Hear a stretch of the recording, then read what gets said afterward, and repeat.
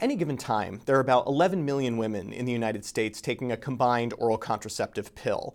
The first case report of a clot in a woman taking the pill was published in 1961, and since then there have been many large epidemiologic studies that confirm this risk.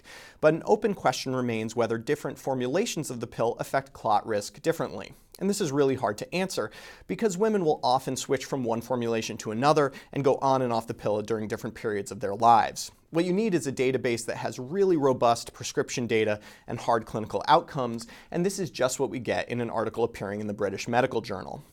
Researchers used two large UK general practice databases to perform a case control study. Cases were women who had venous thromboembolism, and controls were women who did not. Risk factors between the two groups, including the use of various forms of oral contraceptives, were compared.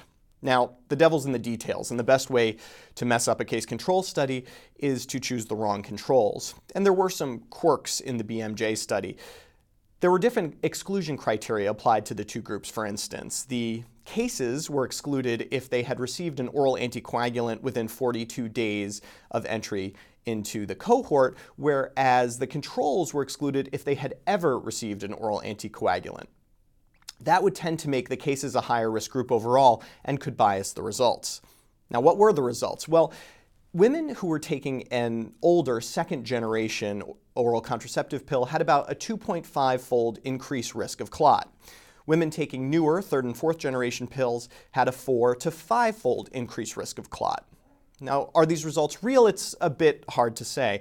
It's conceivable that docs who prescribe these newer, fancier oral contraceptives are more vigilant when it comes to looking for clot and inflate their diagnosis rates.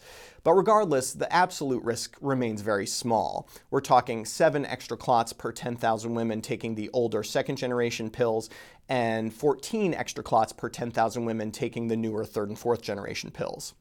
At this point, it seems reasonable that if a woman is particularly concerned about the risk of clot, choosing a second-generation pill is a reasonable option. Of course, if women have significant clot risk factors like smoking or age above 35, choosing a different form of contraception altogether may be an easier thing to swallow. For MedPage Today, I'm Perry Wilson.